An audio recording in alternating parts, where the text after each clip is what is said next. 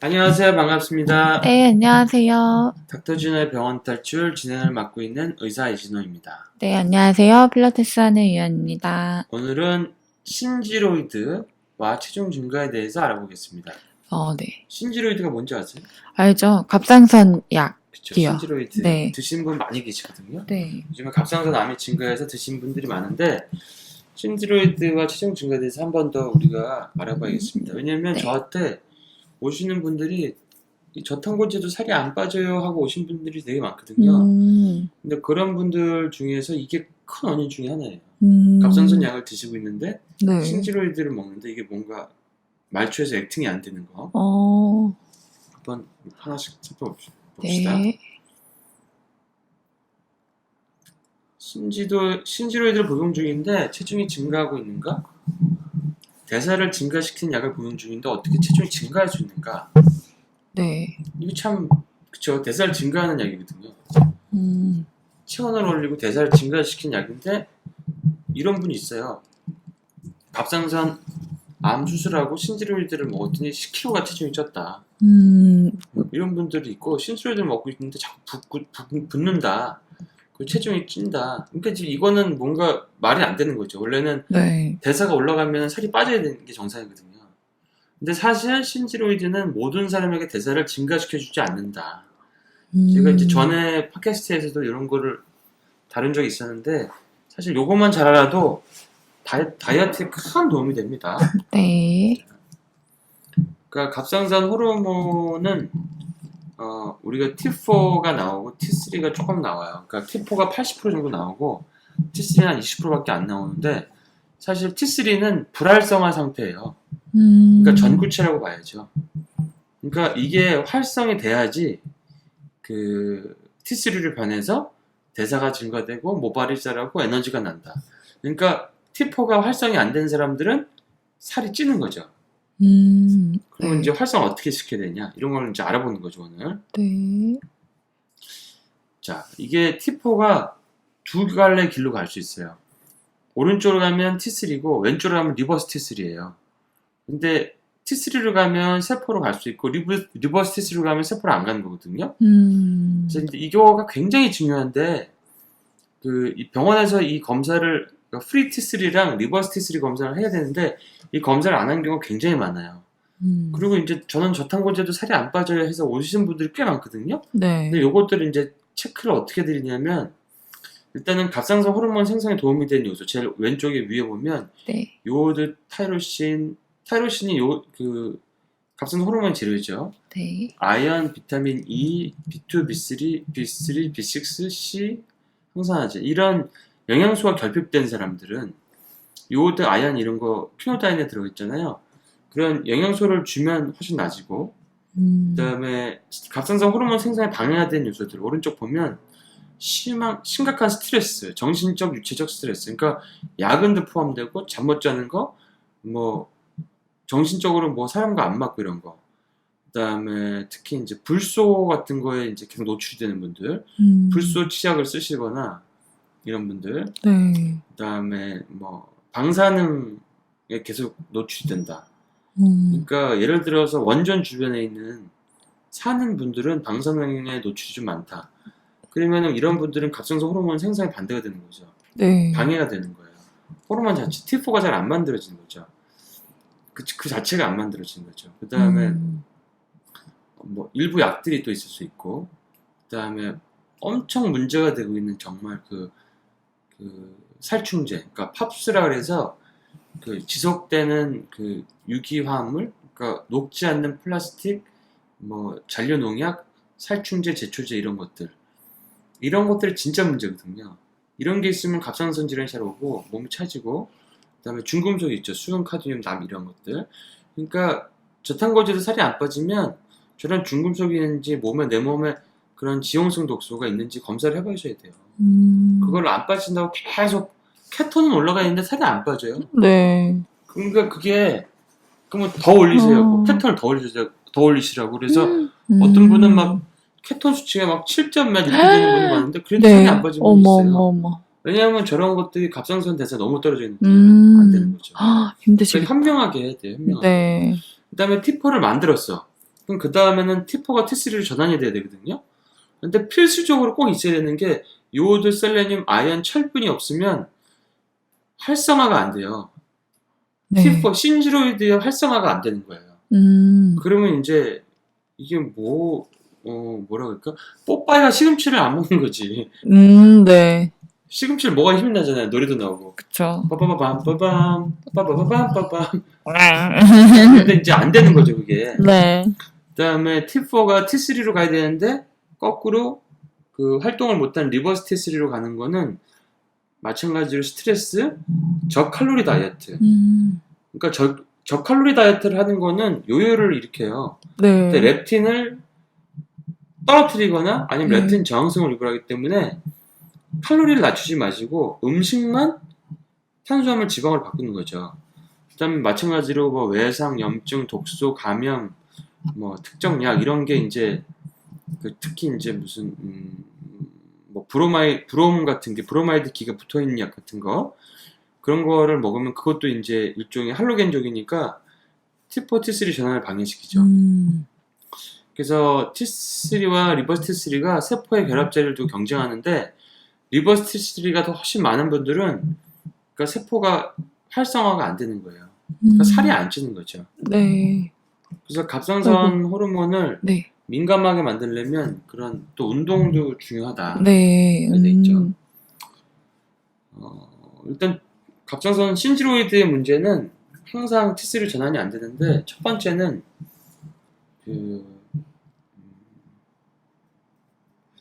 보통 이제 T4가 T3를 전환돼 세포 안으로 들어가서 유전자를 활성화시키는데 보통 이렇게 된다고 생각을 해요, 의사들은. 근데 이렇게 안 되는 거예요. 그러니까 아까 오른쪽 거는 T3로 된 건데 아래 2번 같이 T4가 리버스 T3로 가서 갑상선 대사 흐름을 막고 대사를 낮추고 갑상선 저하증을 느끼게 하는 거예요.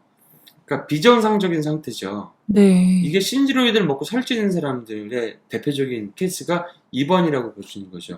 우리는 1번이라고 다 감안하고 약을 처방을 받는 거예요. 네. 그러면 왜 T4가 활성이 없는 리버스 T3로 전환될까? 네. 이거는 정신적 스트레스, 뭐 육체적 스트레스, 혈당, 인슐린, 렙틴 문제, 뭐 생리 주기가 비정상이든지 과체중, 저칼로리 다이어트, 또 부신피로. 부신피로. 그러니까 이제 저 중에 뭐가 있으면 저탄고지도 살이 안 빠지는 거예요. 그래서 네. 저런 거는 사실 찾아주는 역할을 저희가 많이 하죠. 그러니까 스트레스 중요하고 인슐린 저항성 중요하고 그냥 굶는 다이어트는 조심하셔야죠. 자, 윙 자꾸 나오네요. 그냥 지나가죠. 네. 그다음에 그러니까 스트레스나 염증이나 호르몬 불균형이 없다고 하면은 뭐 우리들이 그냥 예상하는 대로 보통 일반 의사들 예상대로 네. 전환이 잘 돼서 문제가 없는데 보통은 문제가 없는 사람이 거의 없다는 거죠. 그쵸. 아까 나온 특히 것들도. 생각해보세요. 갑상선 암으로 수술을 받았는데 이분의 몸에 독소가 과연 없을까? 이분이 스트레스가 없을까? 암이 사실 생겼다는 분들은 그 그러니까 기력도 체력도 떨어져 있고 염증도 많고 암 자체가 염증이거든요.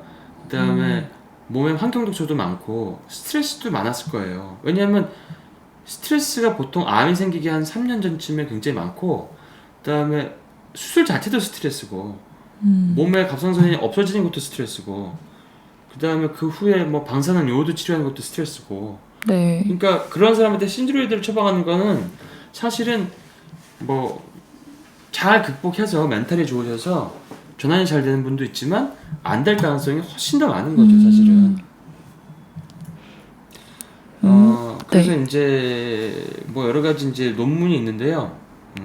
이걸 보면은 과연 이제 신지로이드가 네.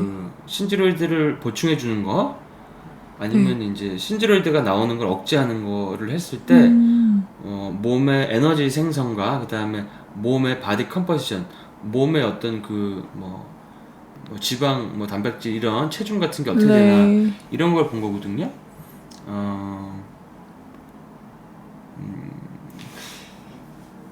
이거 봤더니 됐어. 그 다음 페이지에서 설명하죠. 네. 자, 이렇게 했더니 이제 이거 논문을 갖다가 이제 해석한 건데요. T4가 들어있는 약을 줬어요. 네. 그 다음에 첫 번째는 T4가 있는 약을 줬고, 그 다음에 첫 번째 그룹은 갑상선 호르몬을 추구했고, 그게 T4죠. 신지로이드죠. 두 네. 번째는 TSH라고 해서 갑상선 호르몬 분비를 억제하는 그런 조치를 하고 나서 에너지 소비를 측정했는데, 갑상선 호르몬제를 복용하는 환자도 대사의 증가나 체중 변화가 없었던 거예요. 그러니까 갑상선 호르몬을 줘도 이 환자의 대사의 증가, 체중의 변화가 없었다. 작용을 못 하고 있다는 거네요. 두 번째. 네. 결론은 결국 TSH만 수치만 보고 그 갑상선 약과 갑상선 기능 관리한다는 건 정확하지 않다는 거예요. 그래서 그런 이유로 신지로이드만 들어있는 약은 갑상선 저하증 치료를 하는 거에 추천하지 않는다는 거죠. 그리고 뭐 그런 거죠. 그러니까 우리가 신지로이드만 가지고는 그 갑상선 기능이 잘 관리가 안 될 수도 있다. 그럴 가능성이 많다는 거죠. 그러니까 갑상선 약을 줬는데도 변화가 없는 네. 그런 게 많이 있다는 거죠. 오히려 찌는 경우도 많죠. 임상에서 보면. 자, 의사들은 그 TSH 수치가 올라가면 갑상선 약을 증가시켜요. TSH가 올라간다는 얘기는 그 갑상선 기능이 떨어졌다는 걸 의미하기 때문에 갑상선 약을 증가시키는데, 그리고 근데 너무 예를 들어서 TSH가 낮아지면 몸에 안 좋을까봐 걱정돼서 이제 약을 갖다가 어느 한도 내에서는 더 이상 올리지 않거든요. 걱정이 좀 있는 거죠. 근데 약을 늘렸는데도 환자들이 반응이 없는 경우가 되게 많아요. 조금 괜찮다가 다시 피곤하고 다시 붓고 살찐다 그러거든요. 네. 그래서 엄청난 피로, 체중 증가, 탈모, 변비가 있다고 해서 의사들이 갑상선 항진이라고 진단을 내린 걸 믿지 말라. 그러니까 TSH 수치만 보고 갑상선 항진이라는 진단을 내릴 수 없다. 그러니까 예를 들어서 갑상선 약을 먹으면 TSH가 낮아지거든요. 네. TSH가 낮아지면 이게 너무 항진이 됐을 수도 있다 이렇게 얘기할 수 있는데, 사실은 피로, 체중 증가, 탈모, 변비는 다 갑상선 저하의 증상이거든요. 그러니까 그리고 TSH라는 건 뇌하수체 호르몬이지 갑상선 호르몬이 아니에요. 그래서 사실은 정확한 건 체온과 몸의 온도, 그 다음에 증상, 그 다음에 갑상선 호르몬 수치를 정밀하게 봐야죠. 네. 그 다음에 이제 갑상선 추출물이 있어요. 돼지 갑상선 추출물. 네. 돼지 갑상선 추출물에는 그 T1, 2, 3, 4가 다 들어가 있어요. 좋은 거네요. 그러니까 활성형도 들어가 있는 거죠. 네. 자, 여기 보고 천연 갑상선 치료제, 그러니까 데시케이티드 사이로이드라고 그러죠.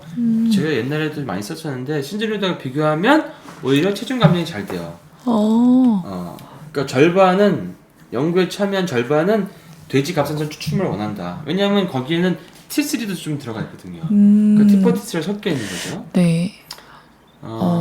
그 다음에 이제 이거는 only T3만 가지고 이제 치료한 거죠. 그러니까 T4만 있는 약, 신지로이드만 있는 약과 T3가 있는 약을 비교한 연구인데, T3만 있는 약을 복용한 환자들이 체중 감량도 많았고 콜레스테롤 수치가 좋아졌어요. 그리고 네. T3만 있는 약을 복용한 환자들이 특별히 혈압이나 심박수나 인슐린 저항성에 나쁜 영향을 미치지 않았다. 그래서 이 T3만 있는 약을 사실은 제가 그 제형 같은 거를 다 개발해서 네. 다림양인과 같이 네. 해서 이제 유통이 되게 된 거죠. 네. 그러니까 제가 비만을 위해서 대한민국 여성들을 위해서 사실 엄청난 큰 네. 노력을 했답니다. 좀 알아주세요. 네. 그다음에 돼지 갑상선 추출물에도 네. T4가 들어가 있는데, 근데 T4가 들어가 있어요. 그 T3도 있지만, 그래서 사실은 돼지 갑상선 추출물도 효과가 T3보다는 떨어진다는 거죠. 그래서 그러겠죠. 순수 T3 약인 텝스로니. 네, 테트로니. 저기다가 약 이름을 제 이름으로 뭔가 넣어달라고 했더니 좀 넣어주지 그러셨어요. 지노트린이나 뭐 이렇게 그랬으면 좀 나눴을 텐데 이거 다시 한번 부탁드리고 있는데. 네. 그래서 신지로이드 때문에 살이 찌는 것 같다면 일단은 의사와 상의를 해볼 필요가 있고 만약에 T3 호르몬 이런 거에 대해서 한번 얘기해보거나 전환장애가 의심되지 않느냐 그러니까 프리 T3 검사나 리버스 T3 검사를 해보고 싶다 이렇게 한번 당당하게 얘기하시고 네. 그런 거를 받아들이지 않는다 그러면 그런 걸 받아들이는 그 보통 선생님한테. 기능학 하시는 선생님들이 많이 받아들이세요. 네. 그러니까 그런 병원을 가시면 돼요. 네. 대한만성피로학회 회원 선생님들은 다 네. 하시니까 그다음에 매일 아침에 체온을 체크해 보면 알 수 있는데 네. 사실 기초대사량이 제일 중요해. 그렇죠. 운동은 사실 칼로리 소비에 네. 큰 영향을 크지 않죠. 크진 않아요. 먹는 게 네. 그래서 중요하고 기초대사량, 그 근육량이 중요한 건데 미토콘드리아 대사나 호르몬이 중요한 거죠. 근데 그러니까 체온을 체크해 보면 알아요. 체온이 내가 36.5도 이상 되는지를 보면 되거든요. 아침에요? 네. 기초 체온이. 그거보다 낮으면 안 좋은 거네요. 그러니까 갑상선 네. 뭐 TSH 뭐 T4 검사 정상인데 체온을 아침에 뭐 수은 체온계로 아니면 뭐 네네. 뭐 요즘에 비체온계로 네. 눈 뜨자마자 이렇게 쟀을 때 35점 몇 도가 나오는 분이 있어요. 되게 많아요. 낮다라는 거죠? 네. 네. 뭐 1도씩 낮은 분도 있고 0.5도 낮은 분도 있는데 그렇게 큰 건가요? 0.5도가 떨어지면 네. 대사가 20%가 떨어져요. 큰 거구나. 그러면 1도가 떨어지면 40%가 떨어지는 거죠. 제법 살이 빠질 수가 있겠어요, 그러면? 태우질 못하는구나. 기초 대사량이 예를 들어서 뭐 하루에 내가 태우는 칼로리가 예를 들어서 한 1000칼로리다. 네. 1000kcal다 그랬는데 1도 떨어져 있다. 그럼 40%가 감소하면은 600kcal만 뜨는 거야. 그러면 네. 그 400이라는 거를 놓치는 거구나. 덜 먹어야 된다는 얘긴데 아, 아니면 뭐 더 네. 소비를 하든지 그럼 따뜻하게 자면 돼요? 그 좀 다른가? 체온하고는 다른 거겠지. 그러니까 따뜻하게 해놓으면 좀 대사가 좀 올라가겠죠. 그런 그쵸. 분들은. 네. 근데 이제 매일 따뜻하게 있을 수 있는 건 아니니까. 그러니까 400칼로리를 갖다가 매일같이 그걸 커버하는 게 엄청 어려운 거예요. 그렇죠. 그래서 어떤 악순환이 오냐면 그래서 굶어요. 네. 굶으면 몸에서 또- T4, T3 전환이 더 안 돼요. 굶는 그러니까 다이어트. 네. 더 이거는 그 전환이 안 돼서 음. 더 대사가 떨어지니까 더 굶어. 그럼 어떻게 되겠어요? 렙틴 수치가 계속 떨어져요. 네네. 악순환이. 렙틴이 아주 저항성이 온다든지 아니면 아주 떨어져 버려요. 그럼 나중에 이제 요요가 거의 그 점프력이 엄청난 네. 개구리처럼 뿅 하고 오는 거예요. 빵 하고 그거는 체중이 그 참는 게 한도가 되는 게 원점이 원점. 큰일 나겠네. 충분한 갑상선 호르몬을 섭취하고 있지 않다면 기초 체온은 낮을 거다. 낫겠죠. 그렇죠? 그러니까 호르몬을 먹고 있어도 혈액 검사 괜찮아도 아침에 체온을 체크해봐야 돼요. 네. 이거 강추입니다. 제가 이거를 예전에 얼마나 많이 했냐면 아예 병원에서 체온계를 제가 판매를 했어요. 제시라고. 정확한 체온계를 네. 판매를 했어. 아침마다. 아니면 뭐 네. 그런 데도 있어요. 직구하는데 네. 윌슨스 사이로이드 신드롬이라는 데가 있어요, 미국에. 네. 거기는 체온계를 팔아요. 기초 체온 이게 파는 거. 그건 중요한 거. 그런 것만 집중적으로 하는 데거든요. 네. 그래서 아마 사이트 주소가 www.윌슨스 사이로이드 뭐 신드롬 네. .com이에요. 그러니까 윌슨 뭐 사이로이드 이렇게 치면 나올 거예요. 구글에 검색하면. 네. 이거는 뭐. 그러니까 침대에서 이러지 말고 기초 체온을 재야 되니까 그냥 체온을 바로 누워서 눈 뜨자마자 재는 거예요. 눈 뜨자마자. 머리맡에 놔두고. 네네네. 그래서 이렇게 겨드랑이에 이렇게. 겨드랑이에 대고 근데 입에다 재는 게 제일 정확하고 앙 물어요? 물는 거죠. 네. 수은체온계로. 그리고 수은체온계를 못 구하면 귀에다 재는 거라는 거지. 뭐 이렇게 해야 되죠. 그다음에 안정시의 맥박이나 심박을 측정하는 거죠. 저하는 심박이 느리니까.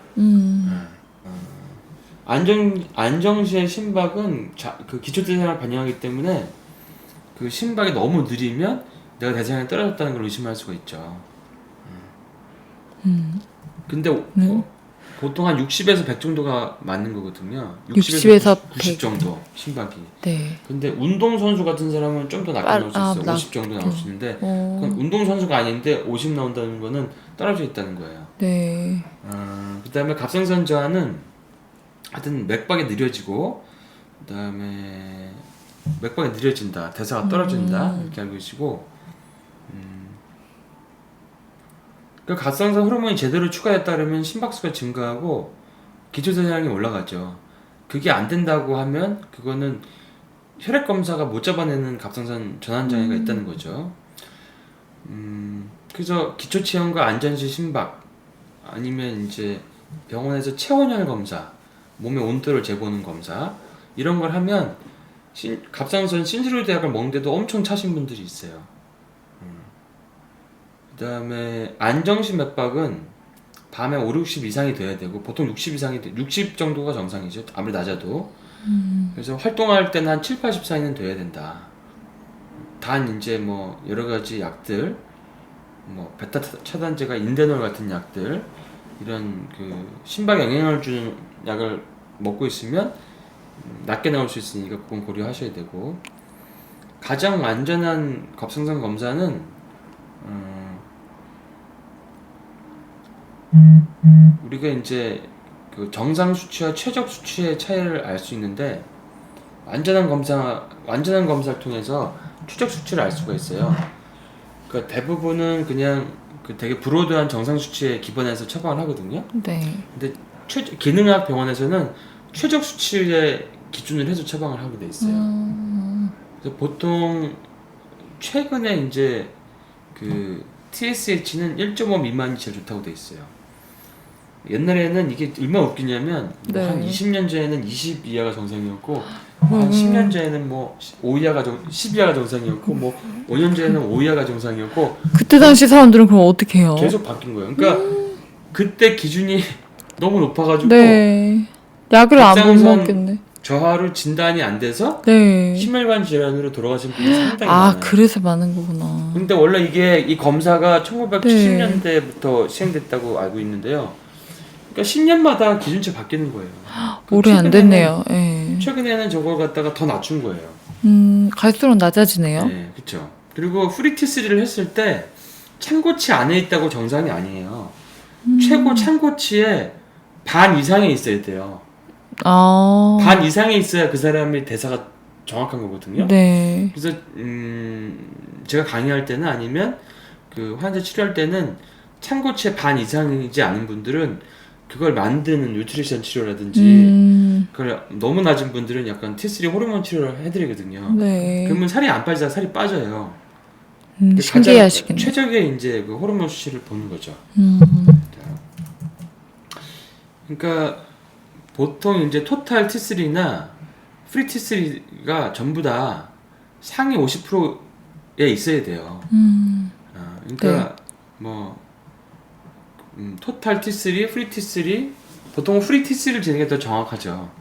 그리고 프리 T3 사실은 프리 폼을 재는 게 더 정확해요. 네. 토탈 폼은 그 사용하지 않는 그런 그 저장돼 있는 것까지 다 재는 거니까 원래 프리 T3, 프리 T4를 재는 게 제일 좋고 그게 상위 50%에 있는 게 좋고 리버스 T3는 150 피코그램 밀리리터 미만이어야 돼요. 이보다 높다면 갑상선 저항성이 있거나 전환 장애가 있는 거거든요. 근데 검사를 해보면 150보다 높은 사람이 어마어마하게 많아요. 어마어마하게 네. 많아요. 그러니까 맨날 춥대. 왠지는 모르겠네요. 맨날 춥다 그러고 갑상선 약을 먹고 있다고 네. 하기도 하고 그다음에 SHBG라 그래서 성호르몬, 네. 섹스 호르몬 바인딩 글로불린을 쟀을 때 여성은 70에서 80, 남성은 20에서 30 사이인데 이게 이제 너무 높아버리면 네. 그 호르몬이 몸에서 자유롭게 활동을 못하게 다 이게 붙어버려가지고 실제로 더 이제 또 기능 저하를 나타내는 거죠. 네. 이런 것까지 볼 수 있는 거죠. 일단은 신지로이드를 증가시켜도 살이 안 빠지면 네. T3가 포함된 테트로닌을 쓰는 게 제일 좋고 그 다음에 전환 장애를 돕는 게 요오드, 셀레늄, 아연, 철분. 이게 사실 4대 가장 중요한 거고 B군도 일부 작용하죠. 네. 그다음에 가장 효과적인 방법은 T4인 전구체인 신지로이드를 복용하면서 T3만 있는 약을 추가하는 거죠. 두 가지를 같이 하게. 네. 근데 두 가지를 같이 해도 호전이 안 되는 분들이 있어요. 이런 사람들은 아예 건너뛰게 그 T3만 처방하는 경우도 있죠. 네. 갑상선 저하증이 있을 때 체중 감량은 그 보통 신지로이드에 테트로닌을 추가하면 되는데 뭐 5에서 10 마이크로그램이면은 한 알이 5 마이크로그램이니까 두 알만 한두 알만 해도 충분한 경우도 있고요.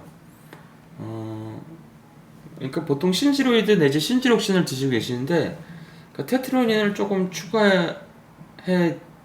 추가만 해도 좋아지고 그래도 안 좋으면 이제 콤지로이드 플러스 테트로닌 아니면 온리 테트로닌 이렇게 쓸 수 있죠. 콤지로이드는 T4랑 T3가 섞여 있는 약이에요. 네.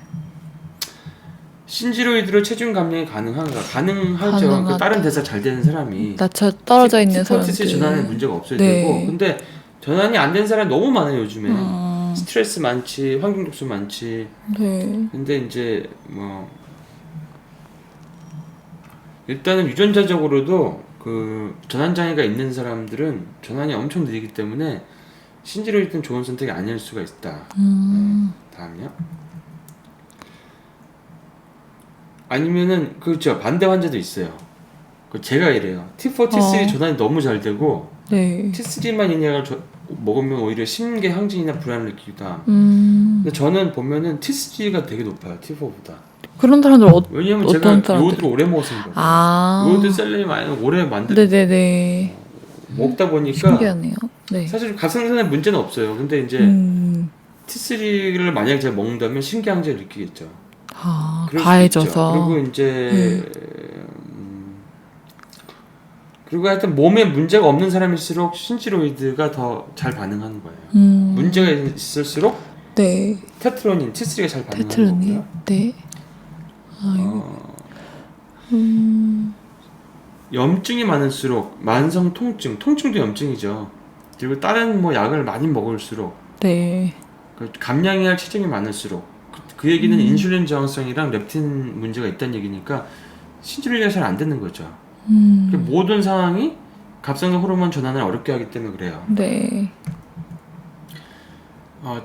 갑상선 기능 개선을 잘해가지고 체중 감량을 제일 잘하기 위한 5가지 방법을 얘기해보면 T4, T3 전환을 잘 되게 되는데 그거를 하기 위해서 요오드, 아연, 셀레늄의 복용이 중요한데 이게 이제 퀴노다인, 슈퍼요오드의 성분이죠.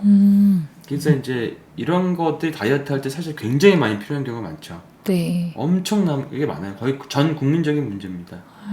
그래서 아연은 그 외에도 몸에 염증도 가라앉히고 항산화 작용도 하고 면역도 올리고 정력도 올리고 뭐 이런 작용이 있죠. 네. 셀레늄도 T4, T3 전환 증가시키고 그다음에 하시모토 같은 데서는 항체 수치도 감소시킬 수 있고 갑상선에 꼭 필요한 게 셀레늄이에요. 그다음에 염증도 없애고 손톱, 모발, 피부 형성에 도울 수 있고 보통은 아연은 하루에 60ml, 6g 그다음에 셀레늄은 400마이크로그램을 보통 최대 용량으로 보고 있어요. 근데 이제 흡수율이 100% 흡수가 된다는 가정하에 그런 건데 100% 흡수가 안 돼요. 미네랄들은 넉넉히 조금 더 먹어야겠네요. 먹어도 네. 사실은 문제가 크게 되진 않습니다. 그다음에 부신 피로가 있으면 그러니까 부신 피로는 코티졸이 높을 수도 있고 낮을 수도 있는 건데 코티졸에 문제가 있으면 일단은 갑상선 전환 장애가 있는 거예요. 인슐린 저항성도 따라오고 그래서 코티졸 수치가 높으면 체중 증가, 인슐린 저항성 증가, 뭐 피로 이런 게 다 오기 때문에 코티솔이 너무 낮으면 올려야 되고 코티솔이 너무 높으면 낮춰야 돼요. 그래야지 갑상선 약이 들어요. 네. 그래서 그 코티졸이 첫 번째 호르몬이기 때문에 첫 번째 생존 호르몬이기 때문에 코티졸을 건강하게 하고 나서 이제 갑상선 치료를 하거든요. 네. 그러니까 예를 들어서 코티졸이 너무 많이 분비된다. 스트레스가 심한 상황이다 그러면은 막 머리가 뜨겁고 막 생각이 많아지고 만성 피로가 오고 밤에는 또 에너지가 넘치는데 불안하고 초조하고 심장이 두근두근하기도 하고 잠을 잘 못 자고 집중이 어렵고 뭐 주로 단 게 많이 땡기죠. 그다음에 이제 과도한 이게 코티졸. 과도한 코티졸과 그 굉장히 부족한 코티졸 증상이 좀 겹치는 것들이 있어서 헷갈릴 때가 있어요. 네. 그러니까 그다음에 이제 코티졸 불균형이 있으면 갑상선 저하증이 오기 때문에 코티졸 문제를 정확히 알려고 하시는 분들은 혈액 검사로는 좀 정확하지 않기 때문에 소변이나 침 검사가 제일 정확하고요. 네. 만약에 금액적으로 조금 그 부담이 된다 그러면 기능학 의사랑 상담하고 혈액 검사를 해보시면 돼요. 네, 그래서 진짜 심한 경우는 코티졸을 잡아야 갑상선 문제가 해결되고 네. 히퍼티스에 전환이 된다. 이제 이런 문제가 이제 깔려 있으면 네. 저탄고지를 하는데 힘들고 살만 안 빠지는 거예요. 그러니까 이런 분 되게 많아요. 고강도 운동, 고강도 인터벌 운동을 하면 그러니까 짧은 시간에 강하게 운동하면 저희가 이제 하는 거 GX 하는 렙틴 거요. GX 네. 하는 거 이런 게 이제 갑상선 대사 전환이라든지 그 인슐린 저항성, 렙틴 저항성 뭐 이런 것들을 동시에 좋아지게 하거든요. 그래서 이런 운동을 해주는 거 자체가 굉장한 그 다이어트 팁이다. 당연한 것 같아요. 운동은. 렙틴 네. GX 강사분으로서 네. 뭐 한마디 아니 제가 요즘에 막 고강도 얼마 전에 운동을 갔는데 GX 하러 갔는데 처음부터 참석을 못하고 중간부터 딱 들어갔는데 한 15분인가 20분밖에 안 되는데 지금까지 허벅지랑 엉덩이가 땡겨 죽겠어요. 이게 진짜 단시간에 고강도 운동을 하는 게 1시간 살살 걷는 것보다 훨씬 낫다는 거. 근데 그게 네. 혼자는 안 돼요. 혼자는 그렇게 못하죠. 우리가 게임을 했잖아요. 네.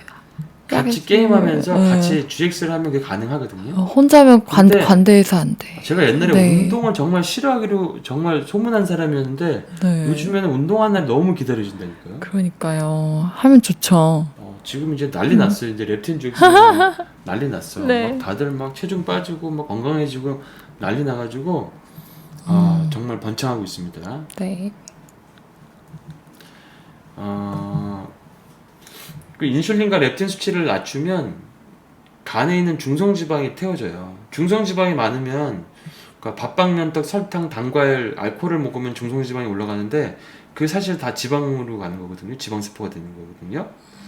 그래서 인슐린과 렙틴을 낮추면 지방간이 없어지고 중성지방이 낮아져요. 근데 굉장히 중요한 이게 심혈관 질환의 어떤 예방하는 방법이거든요. 네. 그리고 저탄고지하면 중성지방이 낮게 나오죠. 일단 인슐린이랑 렙틴을 떨어뜨리니까. 그리고 근육량을 늘리면 기초대사량이 증가하죠. 그쵸. 그러니까 저는 사실 근육량이 엄청 많아요. 네, 원장님은 그러시죠. 근육돼지라고 하죠. 근육량이 엄청 많아요. 네. 그래서 뭐 체중이 좀 늘어나도 근육량이 느는 건 사실 나쁘지 않으니까 근육량을 늘리는 거를 여성분들이 네. 정말 맨날 필요해요. 굶고 빼쩍 밑에 허옇고 근육은 없고 네. 맨날 굶어가지고 삐쩍 뭔가 이 삐쩍. 마른 비만 아, 네. 요즘에 많죠, 마른 비만이. 마른 비만 또 근육 적은 비만 이게 네. 정말 그거는 이제 고치셔야 돼. 정말 뭐. 그거는 조기 골다공증 옵니다. 정말 한국 무서운. 80만 드셔야 돼. 조기 골다공증 와 네. 진짜. 난 깜짝 놀랐어. 우리 직원들 20대인데도 네. 골 감소증이에요. 아유, 큰일이에요. 깜짝 놀랐어. 네. 그리고 하여튼 그 땀이 나야 돼요. 그리고 운동하고 그 다음날 막 근육이 막 땡겨야 돼. 네. 네. 한 느낌이. 네. 하여튼 그 몸의 대사가 떨어지는 사람일수록 갑상선 저하증 환자일수록 이런 강한 인터벌 그 운동 트레이닝 인터벌 고강도 트레이닝이 중요하다. 러닝머신 위에서 다 그냥 뭐 TV 보면서 그냥 타박타박 살살. 운동이 아니에요. 그거는 그냥 운동을 그냥 네. 누워있는 것보다 좀 낫지. 근데 근육량이 안 늘어. 그렇죠. 근육이 그냥 늘려면 걷는 운동하고 거죠. 나서 네. 그 다음에 막 수저 이게 있어야 돼요. 우리가 한 부위씩 패잖아요. 네. 뭐 어깨면 어깨, 뭐 허벅지면 허벅지, 뭐 그쵸. 배면 배, 등은 등. 그게 막 당겨야 되거든요. 그거를 즐겨보세요. 아니면 렙틴 주엑스에 오셔. 그러면은 네. 즐길 수 있어요. 근데 몸에 염증을 줄여야 되니까, 그러니까 여기 다 나와요. 그 장내 진균 아니면 장내 세균 과다 증식이 있으면 T4, T3 전환이 안 돼요. 오히려 T4, 리버 T3 전환이 촉진되거든요. 그러니까 근데 갑상선 환자들의 거의 50%에서 C5 소장내 세균 과다 증식이 있다 그래요. 이상균 증식. 이런 사람은 유산균 먹어서 안 돼요. 그쵸. 뭐 먹어야 돼 그러면은? 네? 이런 분들 뭐 먹어야 돼? 소장내 과다 증식 C5가 있는 분들. 아, 시보징크. 시보징크를 먹어야죠. 그래서 네. 시보징크를 만든 거잖아요. 그쵸. 왜냐하면 시보징크는 그걸 먹어야 장에 있는 나쁜 균이 죽고, 그거는 유일하게 이제 또 유산균을 같이 먹을 수 있는 제품이잖아요. 네. 국내 아마 최초일걸요? 국내 최초 소장내 이상균 과다 증식 제품이기도 네. 하고 유산균과 같이 먹어도 되는 제품이죠. 그쵸, 왜냐면 나쁜 그쵸. 균은 안 죽이니까. 네. 그런 것만 골랐으니까. 그걸 같이 먹으면 아, 나쁜 균은 안 죽인 게 아니라 좋은 균은 안 좋은 죽이는 균은 안 거죠. 죽이는 거죠. 네네네. 나쁜 균만 골라 죽이는 거죠. 네네네. 그 자극도 없고 그쵸. 오래 먹어도 되고. 그럼 그거 같이 먹으면 장내 나쁜 균이 죽고 좋은 균이 점점 늘어나면 T4, T3 전환이 잘 되니까 네. 결국적으로 몸에 이제 뭐 장이 좋아지면 염증이 주는 건 당연한 거고, 그 다음에 T4, T3 전환이 잘 되니까 체중도 빠진다는 거예요. 그쵸. 그럼 체중을 빠지려면 장 치료도 해야 된다는 얘기니까 본인이 이제 증상 가지고도 알 수 있지만 유기산 검사해보면 나오잖아요. 그러니까 체중을 빼는데 장의 환경을 갖다가 무시하고 검사가 필요 없다고 하는 거는 정말 무식한 얘기고, 원래 우리가 실험이 돼 있잖아요. 그러니까 뭐 나쁜 유산균이 있는 쥐의 변을 그 아예 그 좋은- 딴 쥐한테 네. 이식을 하면 살이 쪄버리고, 좋은 유산균 있는 거를 이식하면 살이 빠지고, 그러니까 장의 균이 어떤가에가 몸의 염증, 뭐 체중 다 영향이 있는 거예요. 그쵸. 엄청 중요한 거예요. 엄청 중요한 거. 그러니까 살을 빼기 위해서 단지 저탄고지만 한다고 되는 게 아니에요. 그리고 갑상선 기능을 조절할 때도 그래서 장치를 하는 거죠. 네. 염증 수치를 알기 위해서 볼 수 있는 건 많아요. HSCRP, 하이 센서티브 CRP는 사실 1 이하가 좋은 거고, ESR은 10보다 낮아야 되는 거고, 페리틴은 낮을수록 좋은 거고, 네. 그 다음에 이제 근데 페리틴이 철분이 너무 많이 쌓여서 높게 나오는 사람도 있어요.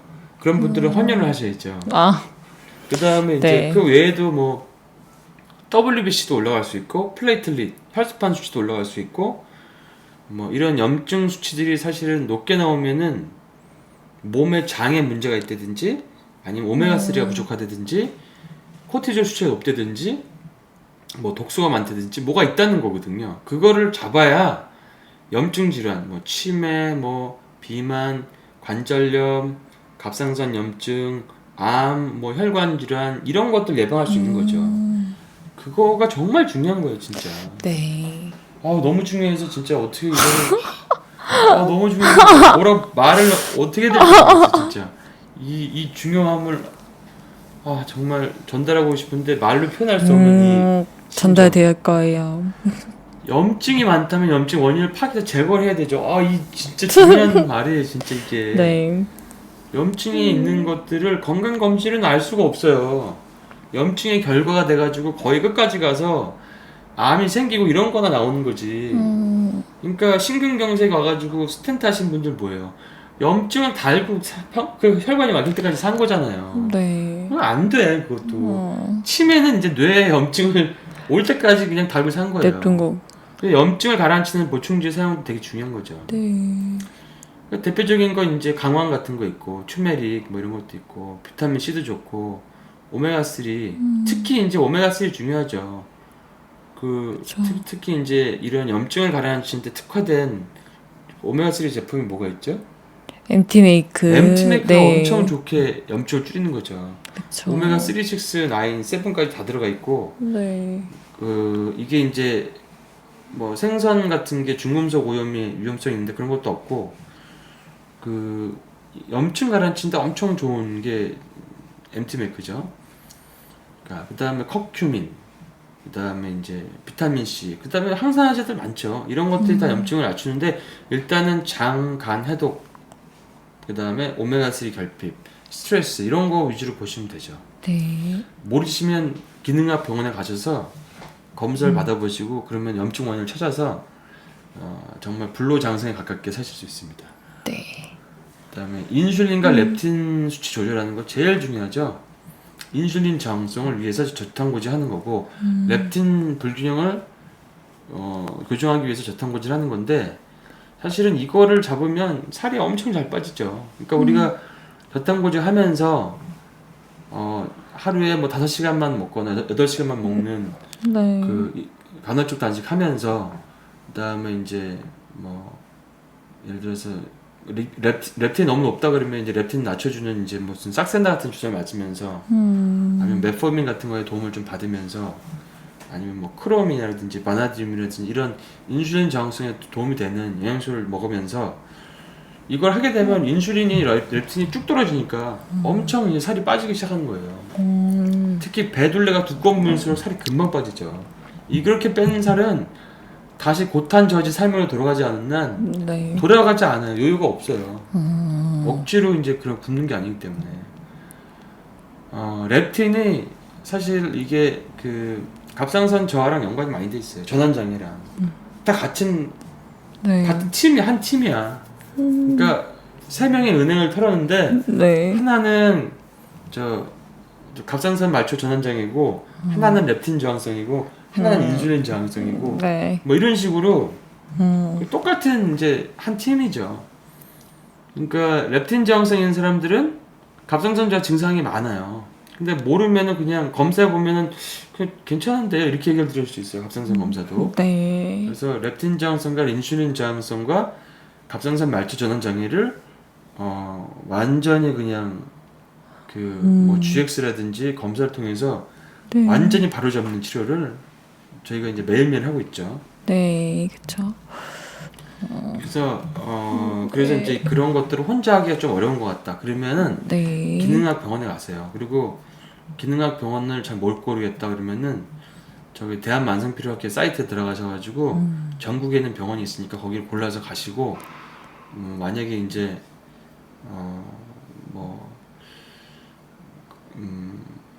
좀 더 퀄리티가 좋은 치료를 받고 싶다 그러면은 펜타일 오시면 돼요. 네. 펜타일. 왜냐면 제가 제일 임상이 많은 의사 중에 하나니까. 그쵸. 왜냐면 검사를 다 만들었으니까. 리포스 T3도 사실 우리나라에 없었는데 제가 세팅해달라고 했고 네. 테트로닌도 만들었고 요오드도 만들었고 하니까 그쵸. 사실 이거에 대해서 얼마나 많은 임상과 연구를 했겠어요. 네. 그러니까 그 믿고 치료를 받으셔야 됩니다. 그래서 네. 저탄고지해서 살이 안 빠진다. 갑상선 약을 먹고 있는데도 살이 찐다. 다 해결책이 있으니까 걱정 마세요.